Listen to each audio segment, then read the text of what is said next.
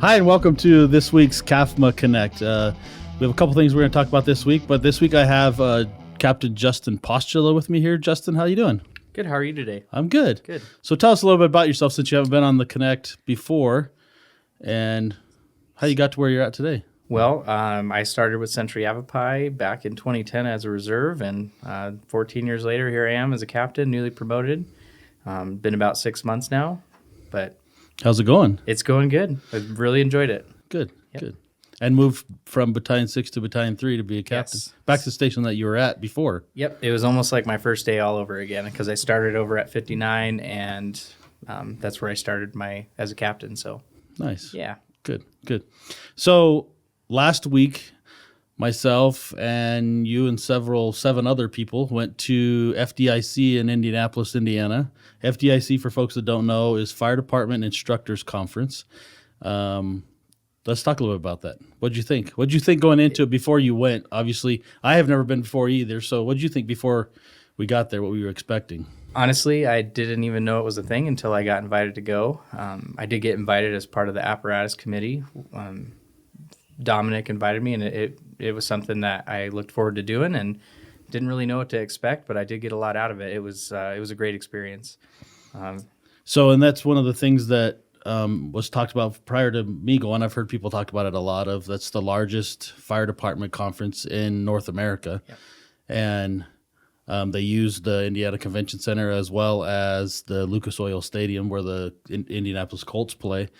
And going to it, I thought it's going to be big. There's going to be a lot of stuff there. But when we sat in that opening ceremonies and they talked about there's over 30,000 people here for this conference, I thought that's a lot of people. Like, I find that hard to believe that there's 30,000 people until you start walking. I believe it. And looking at the exhibitors, which there's over 800 exhibitors that are there, and you start walking around and there's everybody shoulder to shoulder walking.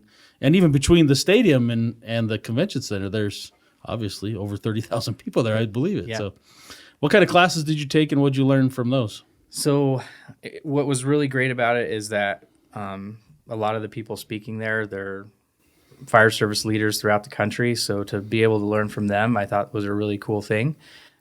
Some of the classes I took, I kind of broke it up. I took some firefighter strategies, tactics, command classes, and then I also took some leadership classes.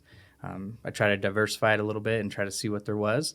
It was just a great opportunity. There were several nuggets that, I brought back. So, and outside of that, we did have some good food while we were there. We did. We had an interesting place that we went to when we first got there. We won't go into that too much, but we had a lot of fun. And then we all piled in a car and went to an Italian restaurant that was obviously pretty good there too. Unfortunately, the owner of the place was from Nebraska, and having Eric Merrill with us, we lost him for a little bit and had to go pull him back. So they were talking about Nebraska. But let's talk about, since you're on the apparatus committee, we went and looked at some of the trucks. Obviously, there's Type 1 engines, there's ladder trucks, there's ambulances, there's brush trucks. There's all kinds of different apparatus there as well. Yeah. So let's talk about that a little bit. What did you learn from that? What did you look at? Obviously, we're looking for a ladder truck currently, but what did you learn from that? So the ladder truck that we're looking to get at, someone bought it real quick. So, and I think that's further down the road, but just seeing the apparatus, climbing around them, getting your hands on them was really neat. Even talking to the vendors and talking to the representatives for the tools that we have, that was a great experience. I think Russ and I walked around for quite a while and we didn't see everything. So. Yeah, and I think Russ spent 2 days trying to hit all the vendors and still probably didn't get to all of them. So there's just too much to see. It was a great opportunity, though, and I think if you can have the opportunity, put an interest and get back there. And I put this as one of the top things. National Fire Academy, I've been there 7 times, and with the 10-day classes or the 6-day classes on campus. Mm-hmm. And I've always said that's probably the best fire department training I've ever been to. Yeah. This being the first time I've been there, it's pretty close to being up there with National Fire Academy. And it's been going on for 40 years. Yeah. So And I think Indianapolis was a very good host city. Obviously, the fire chief came and talked to us, and we've seen multiple of the firefighters come by there. But I think they did a very good job hosting the event. What else do you got? Well, outside of that, what else did you learn from it? So another thing I thought was great is just the networking opportunities to get to talk to other people from different departments, see how they do things versus how we do things. And it it's eye-opening to what we actually do here and what we have here, and pretty grateful for that. We have a good organization that we work for. Super cool opportunity, though, just to sit down and talk to those people. Yeah. Yeah, that brings up a good point. You talk and have some stories about how's your department, how's our department, and you realize that there's some pretty cool things that we do here. And I remember sitting in one of the classes and they're going down, here's like 10 things that you should do within your organization, and 8 of those 10 we already do. Yep. So that was pretty cool to see that we're doing those things and we're being progressive like we say we are, but we're actually doing some of those things. And I think that's a testament to everybody that works here. It's not just a group of people, it's everybody that works here, and going to these trainings and getting training outside of CAFMA and learning from other people and what things can we improve upon. Yep, I agree 100%. Well, we're at a record time here, and Chief Freitag would love this. He's here just so you know, he's in town, but he chose not to do the CAFMA Connect today, so he ventured that off to me. And Kathy is laughing. That's not entirely true. He's headed to Phoenix right now for us.